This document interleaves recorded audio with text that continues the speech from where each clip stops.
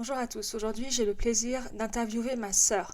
C'est la première personne de ma famille que j'interviewe, que j'ai comme invitée sur le podcast des Oui. Donc Marine, qui a 8 ans de moins que moi, s'est mariée il y a à peu près un mois et demi en France. Et je trouvais intéressant de pouvoir partager son expérience, de travailler, d'écouter du vocabulaire plus spécifique du mariage, de la préparation du mariage, partager aussi les émotions, les grandes étapes importantes et l'expérience de se marier en France. Donc c'est une interview à un rythme normal et c'est un très bon exercice pour travailler sa compréhension orale et d'écouter un dialogue entre deux natifs. Je vous souhaite une excellente écoute. Si vous voulez apprendre le français authentique que les Français parlent, si vous voulez avoir accès à des informations que vous ne trouvez pas dans les livres, si vous voulez améliorer votre compréhension orale de manière efficace, alors vous êtes au bon endroit. Bienvenue dans le podcast des Oui. Je m'appelle Virginie, je suis française et je suis professeure de français langue étrangère depuis 2009. Ce podcast a été créé pour vous aider dans votre apprentissage du français. 2 fois par mois, vous pourrez découvrir un nouvel épisode où je parle de culture, de grammaire, de conjugaison, d'un thème de société, seul ou avec un invité. Alors installez-vous confortablement et c'est parti pour l'épisode du jour. Alors, est-ce que tu peux te présenter s'il te plaît, Marine ? Alors donc moi c'est Marine, j'ai 32 ans, je suis maman d'un petit garçon qui a 1 an, je viens de me marier il y a 1 mois et demi et j'habite à Rennes depuis 2 ans et demi. C'est où Rennes en France, Marine ? C'est en Bretagne, donc la Bretagne c'est vraiment une région qui est à l'ouest de la France. Oui, très bien, c'est la capitale de la Bretagne. Alors aujourd'hui, on va parler du mariage, le mariage en France, le déroulement. Donc on va aussi se concentrer un peu sur le vocabulaire du mariage. Alors pour toi, Marine, avant de te marier, le mariage signifiait quoi ? Ah bah ça signifie l'amour, ça signifie que tu te lies à une personne pour toute la vie. Ouais, c'est vraiment la preuve d'amour ultime dans un couple. Est-ce que tu as toujours voulu te marier ? Quand j'étais plus jeune, oui, c'était vraiment l'image de la belle fille avec la belle robe blanche dans l'église qui rentre et qui ressort avec tous les invités, qui lui lance les pétales de fleurs. J'avais ça moi comme image. Et c'est intéressant parce que moi, par exemple, j'ai jamais eu ce désir ou j'ai jamais rêvé de me marier. Bon, je me suis mariée à la mairie rapidement au Mexique, mais moi, j'ai jamais eu. Tu penses que ça vient d'où ce désir Peut-être à cause des films. à des films ou des séries? Je pense les films, Ok. les séries, et puis bah aussi un peu faire la fête. Ouais, Faire la fête aussi. clairement ça, aussi pouvoir faire la fête. Comment s'est passée la demande en mariage? Alors, donc, tu es avec ton mari maintenant. Vous êtes ensemble depuis combien de temps? Et bah là maintenant, ça va faire 11 ans. Ça fait 11 ans qu'on est 11 ans. ensemble. 11 ans D'accord. qu'on est Alors, ensemble. ça faisait, donc il t'a demandé en mariage quand? Pour mon anniversaire, pour mes 30 ans. Donc ça fait 2 ans. Donc on était au restaurant, je me doutais de rien. On était au restaurant et puis bon, je voyais bien, il y avait rien qui se passait, j'avais pas eu de cadeau de la journée, donc j'étais un petit peu triste. Et il y avait des personnes au restaurant qui ont profité quand une personne est partie aux toilettes, ils ont alpagué un serveur et qui ont dit est-ce que vous pouvez lui mettre une bougie sur son gâteau quand elle revient parce que c'est son anniversaire. Moi j'entends ça puis je dis après je fais t'aurais quand même pu me faire ça quand même, j'aurais été contente au moins souffler une petite bougie pour mon anniversaire. Et c'est là qu'il m'a sorti la bague pour me demander en mariage. Il était très nerveux? Il était au début, je m'en souviens, au début du repas, je voyais bien qu'il regardait à droite, à gauche, et je lui ai même dit, je fais, mais t'es bizarre, enfin, t'es ailleurs, là, qu'est-ce qui se passe? Et puis il me dit, non, non, ça va, tout va bien.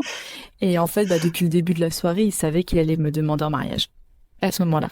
Et est-ce que ça faisait depuis combien de temps qu'il pensait à ça, qu'il avait ce projet en tête? Il me disait que ça faisait déjà un petit moment qu'il voulait le faire. Il avait eu l'idée de me demander en mariage quand on était parti au Canada en vacances l'été précédent. Et au final, il l'a pas fait. Et il s'est dit que ouais, il fallait le faire pour les 30 ans, pour mon anniversaire. Est-ce que pour lui, c'était aussi important le mariage? Bah, je crois que oui.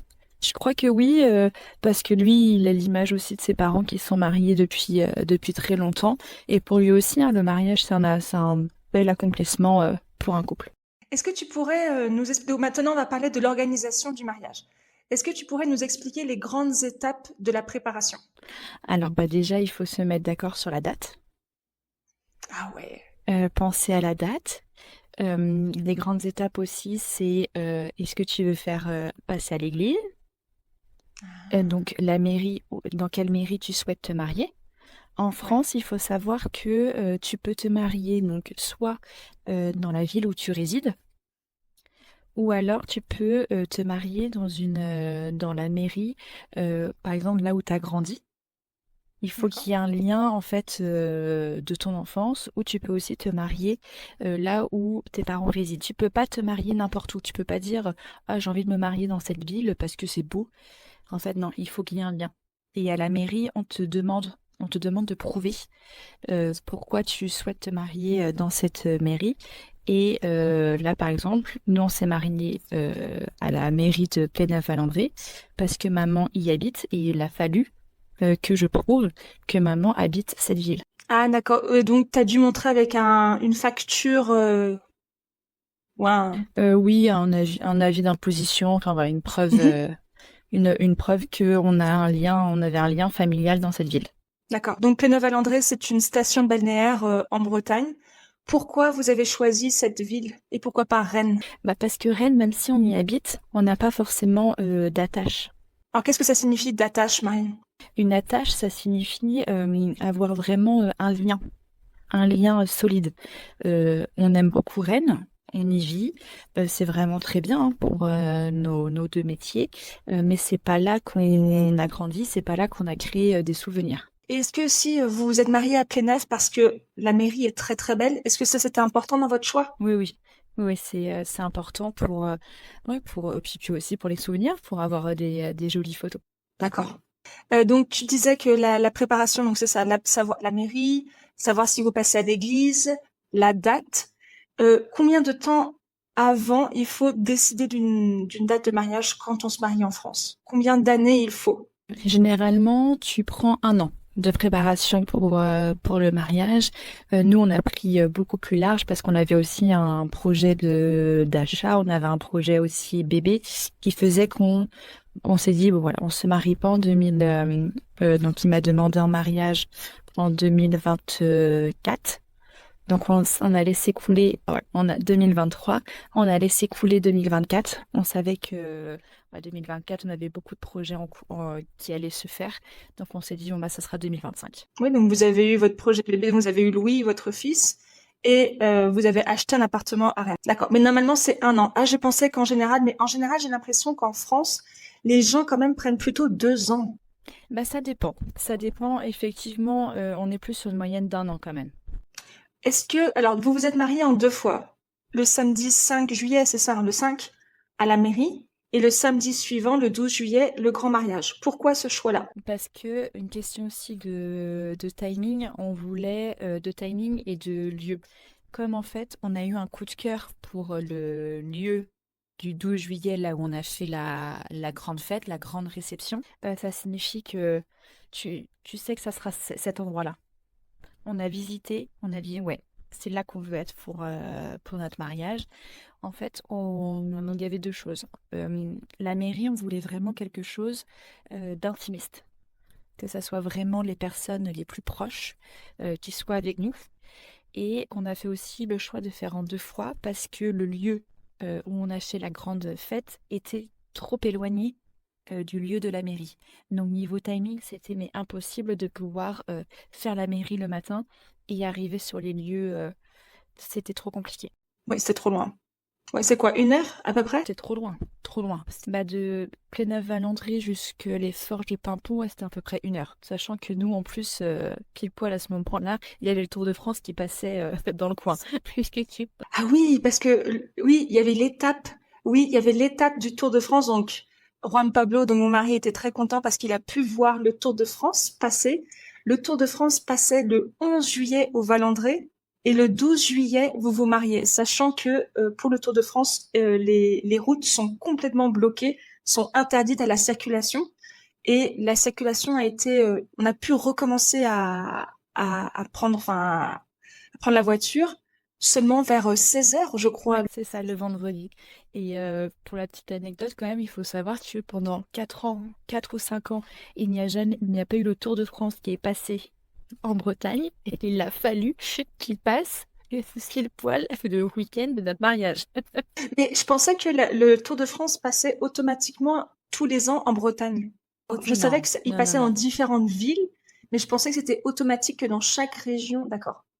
Et en plus, on se disait, oh là là, comme par hasard, va y avoir le Tour de France, va y avoir le Tour de France. Et quand le tracé est sorti quelques mois avant, on a tous les copains qui nous ont envoyé un message, faites attention, Tour de France qui passe. Vous avez quand même beaucoup de chance que le Tour de France passe le 11 et pas le 12, parce que ça aurait été très compliqué le jour du mariage. Le 12, bah si, le 12, il y a eu une étape vraiment dans le sud de Bretagne. Et donc, du coup, pour la famille qui venait du Finistère, je crois qu'à un moment, ça a été un petit peu compliqué. Donc le Finistère, c'est un département au sud de la Bretagne. Alors, donc vous êtes mariés en 2 fois pour ça. Pourquoi vous n'êtes pas passé à l'église?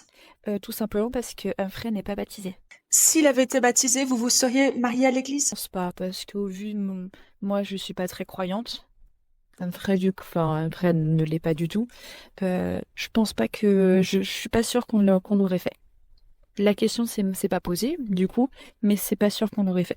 Ensuite, maintenant, on va parler de la journée en elle-même, la journée du grand mariage du 12 juillet. Quelles ont été les grandes étapes de cette deuxième journée? Alors, bah, préparer la salle qui pouvait accueillir jusqu'à 300 personnes. Donc ça a été un stress parce qu'en fait, donc comme on a eu un coup de cœur pour l'endroit, effectivement au début, on s'est pas posé la question de comment on allait décorer cet endroit. Il n'y avait pas beaucoup de décorations à préparer, à faire parce que l'endroit est splendide, vraiment. Mais c'est au fur et à mesure que les mois arrivaient, je commençais un petit peu à stresser en me disant, ah ouais, c'est quand même un très grand endroit. On fait un mariage avec seulement 60 personnes, ça va pas falloir non plus que ça fasse trop vide. Donc ça c'est un sacré challenge, la décoration. La grosse étape aussi, c'est la préparation de la cérémonie laïque. Faire la décoration, savoir où est-ce que tu veux le faire. Alors, je le vois maintenant souvent sur les photos. Par exemple, j'ai vu sur l'Instagram de votre photographe du mariage, ça se fait énorme, ça se fait maintenant beaucoup les cérémonies laïques. Qu'est-ce que tu peux expliquer comment ça se passe? Une cérémonie laïque, donc il n'y a absolument rien de religieux. Il n'y a rien au niveau de la loi. C'est vraiment, ça n'a rien d'officiel. C'est vraiment une cérémonie où les personnes que tu aimes vont parler de toi, vont parler de ton histoire. C'était une magnifique cérémonie. Vous aviez donc des 2 très bons amis qui ont animé la cérémonie. Est-ce que tu avais des demoiselles d'honneur? Non, j'avais pas de demoiselle d'honneur, j'avais mes 2 témoins. Ça, c'est très américain, les demoiselles d'honneur, ou ça se fait aussi en France? Je pense que c'est très américain. Parce qu'au Mexique, c'est pareil. Au Mexique, il y a les demoiselles d'honneur avec les mêmes robes, au moins les mêmes couleurs. Ça se fait un petit peu quand même en France pour que ça soit joli sur les photos. Par exemple, on a choisi le thème Dolce Vita, que ça soit un mariage coloré pour que ça soit aussi joli. Qu'est-ce que tu as préféré? Ah oui, donc quelles sont les grandes étapes? Donc la préparation de la salle. Ensuite, La préparation de la cérémonie laïque. Mais il y a aussi également la préparation, donc moi me préparer moi. Donc l'arrivée du coiffeur, l'arrivée du maquilleur, me préparer, mettre ma robe. Ça, c'est vraiment des moments clés le jour J. Il y a aussi l'arrivée de la fleuriste pour mettre les fleurs, me donner mon paquet, pour décorer la salle. Euh, voilà, ça, c'est vraiment les grandes étapes clés le jour J. qu'est-ce que tu as préféré de cette journée? Si tu devais choisir un moment. Il y a tellement de magnifiques moments. Je suis incapable de dire ce que j'ai préféré.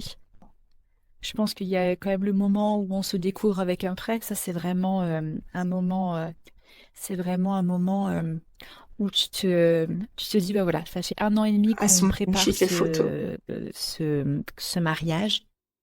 Bah ouais, c'est le moment, quoi. bah c'est bon, on est tous les deux prêts. Ce qui était chouette aussi, c'est que bah du coup, on s'est pas du tout vu à partir de l'après-midi. On s'est plus vu de l'après-midi jusqu'au moment où on s'est découvert. Donc ça, c'est un super moment. J'ai aussi toute la cérémonie laïque. Ça, c'est magnifique parce que du coup, la cérémonie laïque, euh, c'est vraiment voilà, les discours de personnes qui te tiennent plus à cœur, que tu aimes le plus au monde, eux aussi, de leur côté, te donnent tout leur amour, te disent tout leur amour.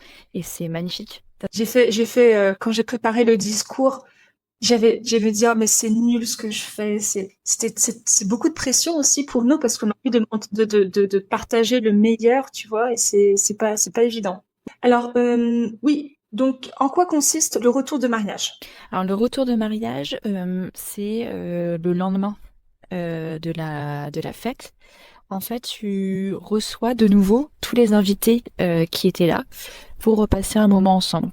Généralement, tu proposes un brunch, un petit déjeuner, ça peut aller jusqu'à un vrai repas également, jusqu'à ce qu'au final, des invités ensuite, c'est quelque chose qui est pas du tout organisé, il y a rien de... C'est pas comme la veille où il y a des discours, où il y a des animations. Là, c'est vraiment juste un moment où on se retrouve tous avant que chaque invité reparte reparte chez eux.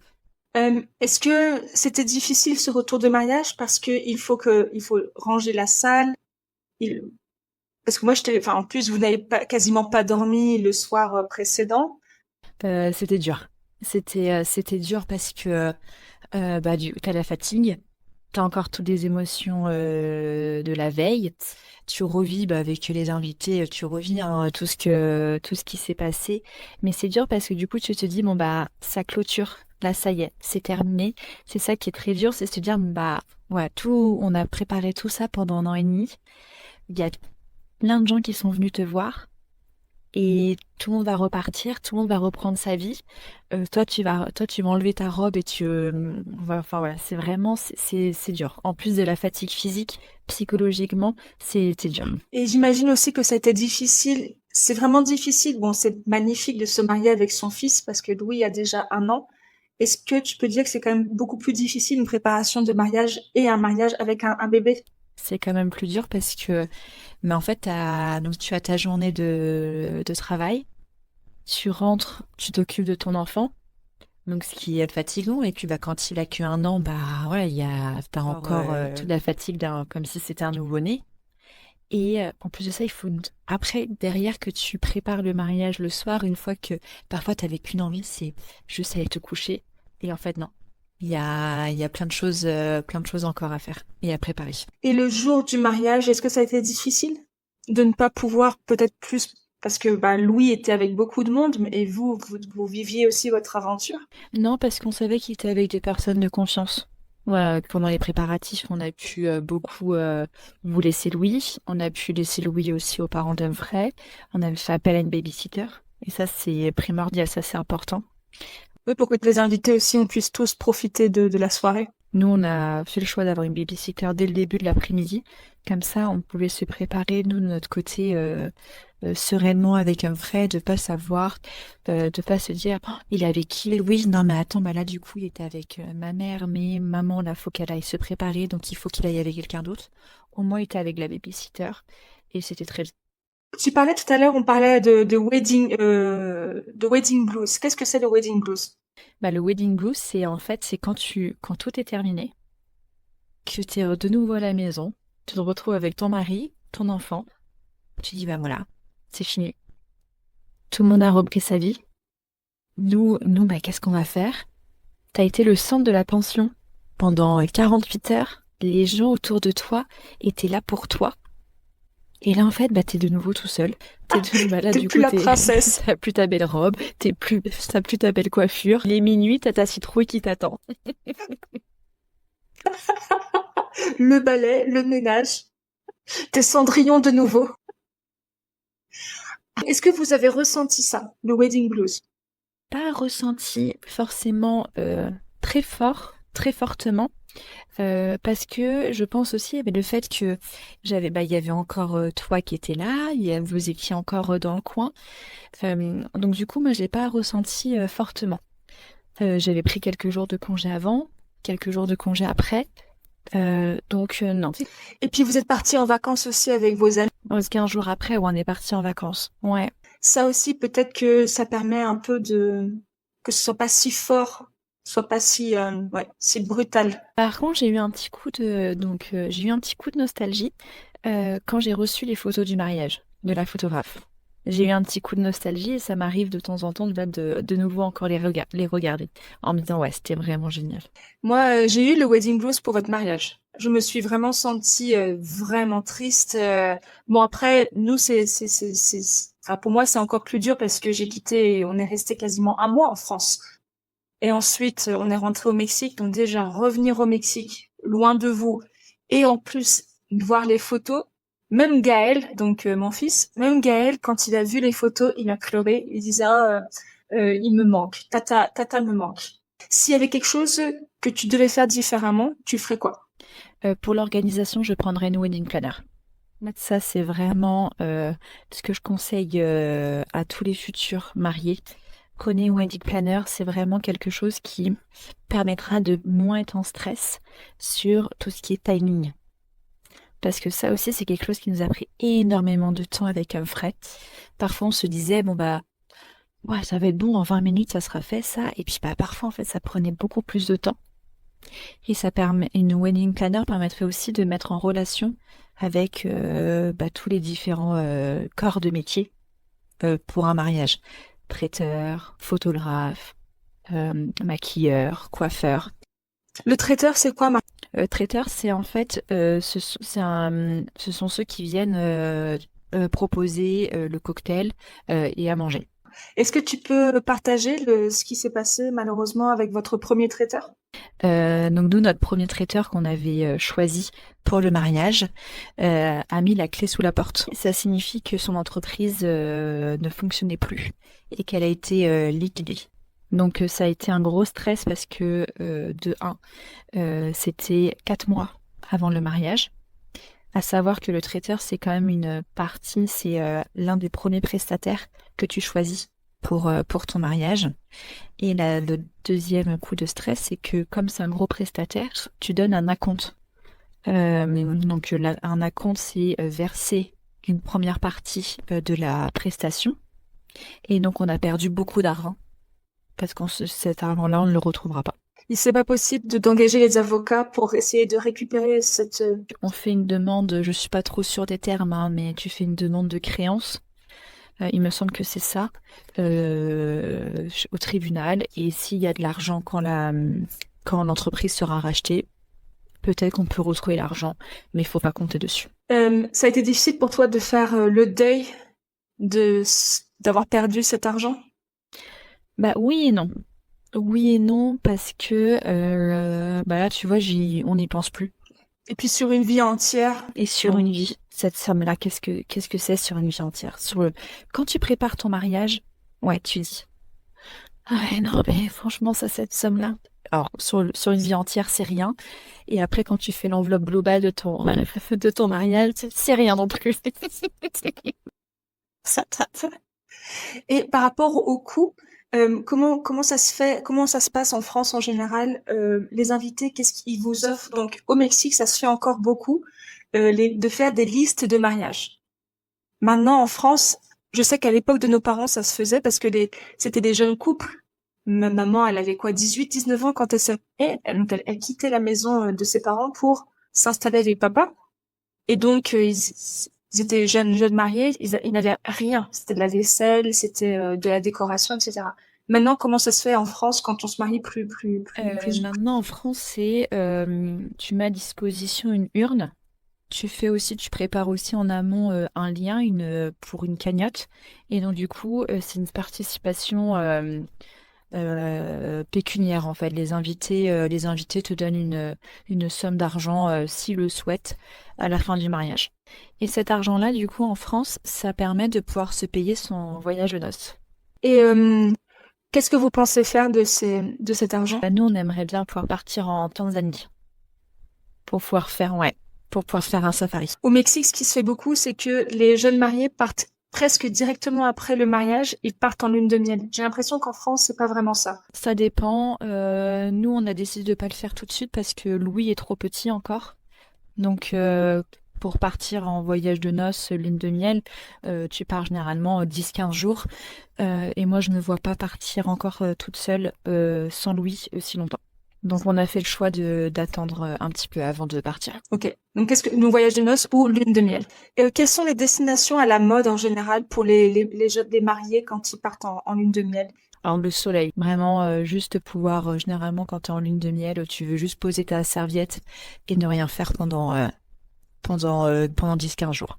Donc, les Maldives, ça se fait beaucoup. Là, en ce moment aussi, beaucoup les safaris. Et juste dernière question, et vous feriez le voyage de noces l'année prochaine? Ouais, on pense faire ça en 2026. Merci beaucoup Marine pour cette interview. Merci, à bientôt. Moi, je t'en prie. À bientôt. À bientôt. Voilà pour cet épisode de podcast qui j'espère t'a plu et t'aidera dans ton apprentissage du français. Pour m'aider à ce que le podcast se développe, je t'invite à mettre un pouce, un like, un petit commentaire sur ta plateforme d'écoute préférée ou sur YouTube. Ça aide vraiment le podcast à avoir plus de visibilité et moi donc de pouvoir offrir du contenu de meilleure qualité. Merci et à la semaine prochaine pour un nouvel épisode.